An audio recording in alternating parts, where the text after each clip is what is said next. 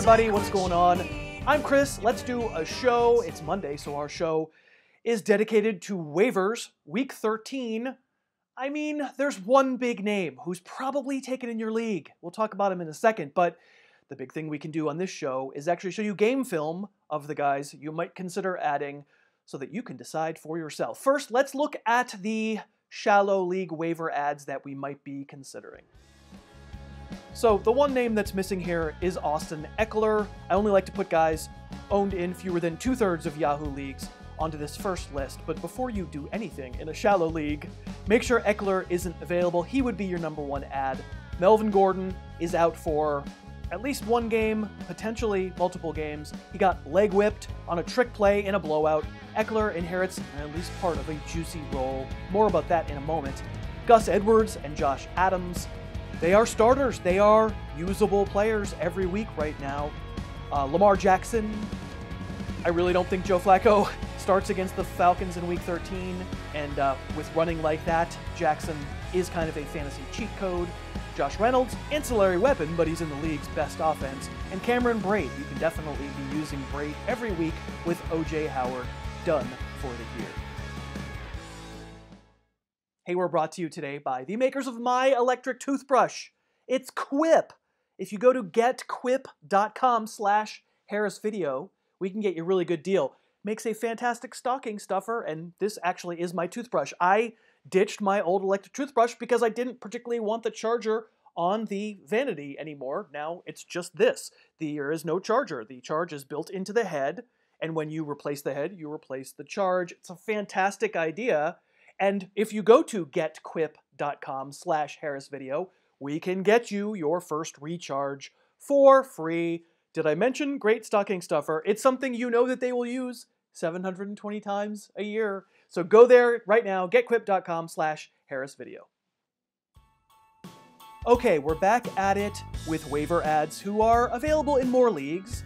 With bye weeks now officially over, you may have less immediate lineup needs as we near your fantasy playoffs, but there are some guys worth speculating on.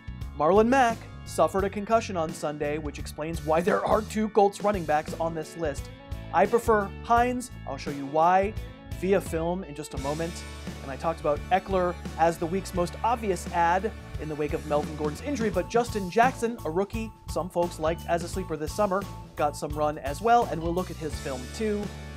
I'm hoping you aren't too desperate for wide receiver 3s in fantasy at this point, but if you are, Adam Humphries has 4 touchdowns in 4 games as a speculative ad. You know, I'm not sure what Rex Burkhead is as a speculative ad, but apparently he is back practicing. So, okay, why would I prefer Nyheim Hines to Jordan Wilkins if Marlon Mack misses time? The answer is quickness.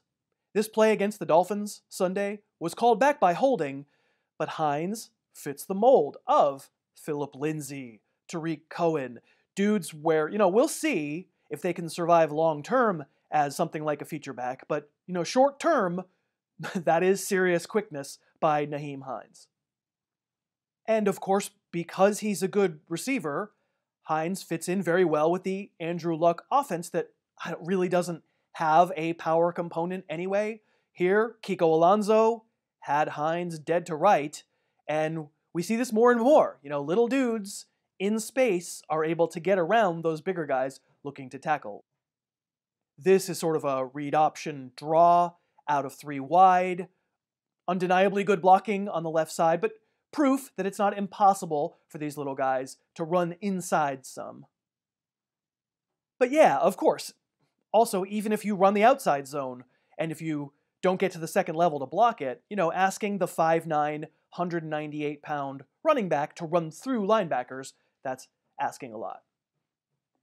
Now, after Mack's injury on Sunday, Hines played 13 snaps, and Wilkins played 1 snap, which, yeah, I'm a rocket scientist. That lets me know that maybe you've got Wilkins maybe sort of behind Hines on the depth chart. But, it was a little bit of a hurry-up situation. They were trailing in the 4th quarter, and Wilkins has had some good moments. He's also had a couple of these.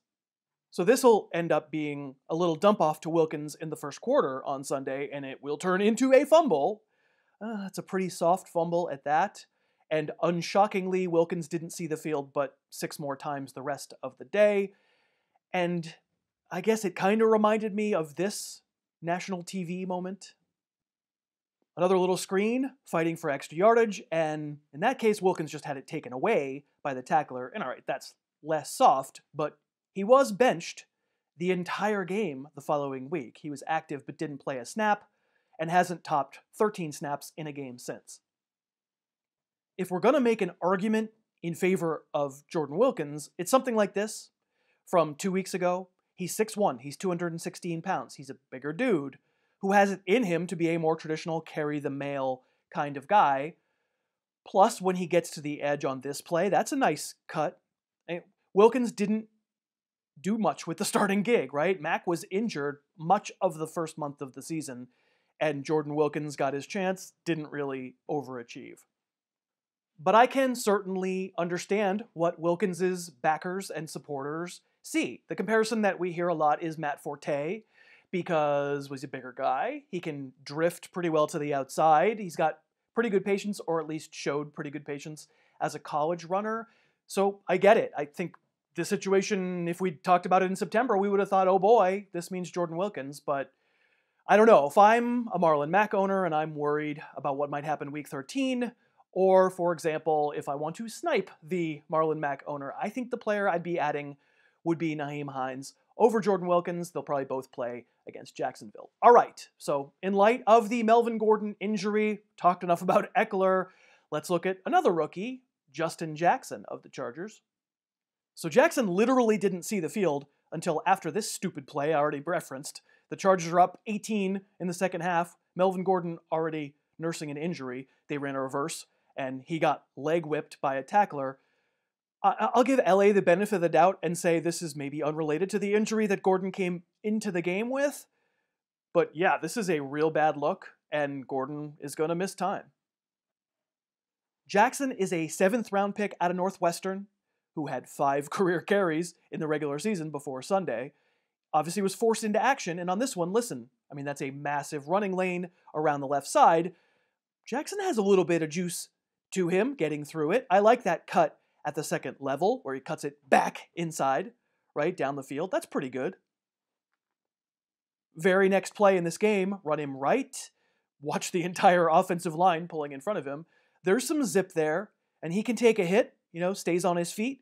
200-pound player, 6 foot tall, maybe a little bigger than Austin Ekeler. Obviously, much less of a track record than Ekeler. And make no mistake, Ekeler was more the guy after Gordon's injury, really only sitting down once Phillip Rivers wasn't playing anymore. But yeah, again, a little bit of north-south juice here from Jackson. It's hard to see him not earning time as some sort of platoon partner as the season goes along if there's no Gordon.